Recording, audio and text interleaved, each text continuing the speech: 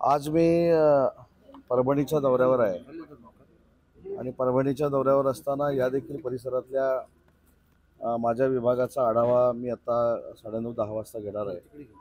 आणि या भागामध्ये देखील आमचे सगळे जे आमदार महोदय आहेत, शिवसेनेचे आहेत, महायुतीचे आहेत, त्यांचे देखील MIDC बाबतचे जे काही म्हणणं आहे ते देखील मी ऐकून घेऊन परभणीला जाणार आहे आणि परभणीचा शेतकरी मेळाव्याला मी उपस्थित राहणार आहे. बाळासाहेब ठाकरे आम्हाला सवंगडी समजायचे, आता ते खरगडी समजतात. आमदार खासदारावर अविश्वास दाखल केला जातोय म्हणून आम्ही उठाव केलाय असं म्हणत एकनाथ शिंदेने संजय राऊत यांच्यावर टीका केली. नाही, मला असं वाटतं की आता माझ्यासोबत इथे बालाजीराव कल्याणकर देखील आहेत, मी देखील आहे. माननीय एकनाथ शिंदे साहेबांनी जो उठाव केला त्यामागचं एक महत्त्वाचं कारण होतं.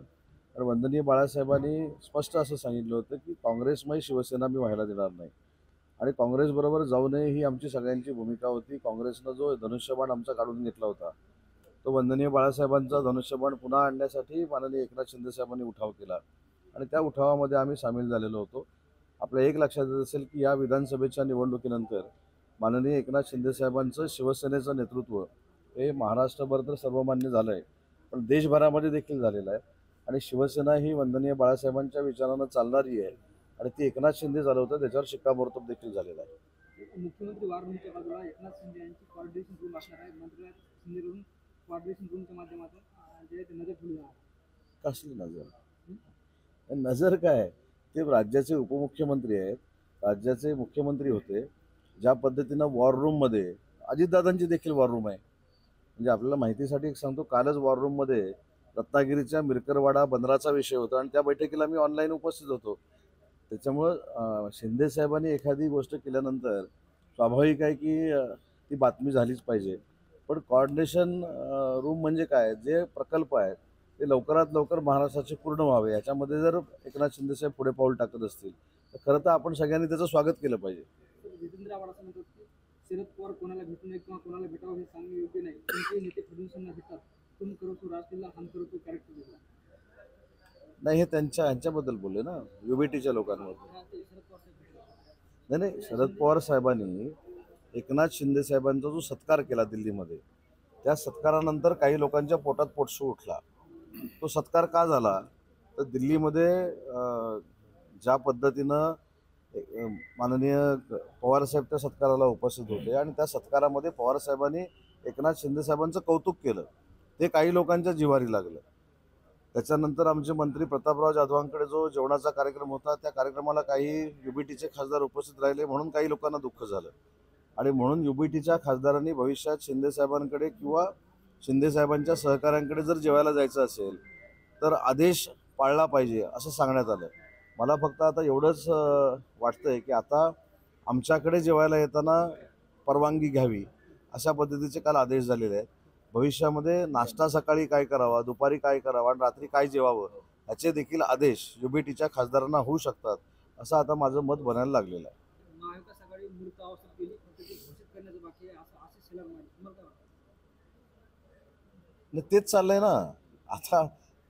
आशिष शेलार साहेबांनी सांगितलं, ही वस्तुस्थिती सांगितली आणि आशिष शेलारनी सांगितलेली वस्तुस्थिती खरी काय? कारण युबीटीमधले अनेक लोक एकनाथ शिंदे साहेबांचं नेतृत्व स्वीकारत आहेत. महाविकास आघाडीतले अनेक पदाधिकारी महायुतीमध्ये येत आहेत. याचाच अर्थ महाविकास आघाडीवर कोणाचाही विश्वास राहिलेला नाही आणि महाविकास आघाडीची ताकद भविष्यामध्ये 25 वर्ष वाढू शकत नाही हे कार्यकर्त्यांना त्यांच्या आता कळून चुकलेलं आहे. मिशन टायगर अंतर्गत कोण येणार आता?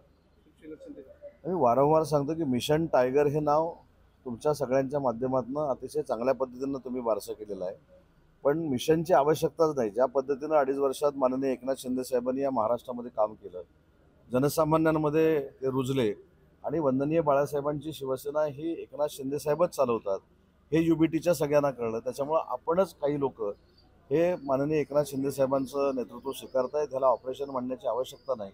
आणि काल राजन साहेबांनी देखील प्रवेश केला माननीय एकनाथ शिंदे साहेबांच्या नेतृत्वाखाली.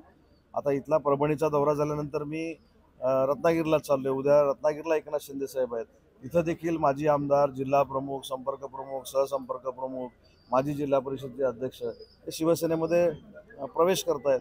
काही दिवसांनी या देखील परिसरामधले प्रवेश होतील. त्याच्यामुळे शिंदे साहेबांच्या कामावर विश्वास ठेवून अनेक लोक युबीटीमध्ये प्रवेश करतात. कुठेतरी महायुतीमध्ये धुसफूस चालू आहे.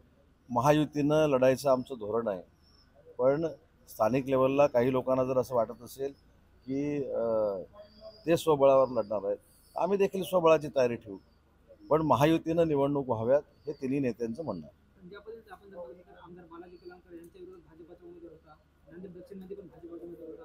बालाजी कलांकर स्वतः म्हणले की भाजपाच्या लोकांनी माझ्या विरोधात पैसे वाटले, याचे परिणाम आता स्थानिक प्रशासनावर जाणार आहे. मी आत्ताच आमदार साहेब मला भेटलेले आहेत, माझ्याबरोबर ते आता विश्रामधामामध्ये येत आहेत. जाताना मीही त्यांच्याशी चर्चा करतो आणि याचं उत्तर पुढच्या पत्रकार परिषदेत देतो.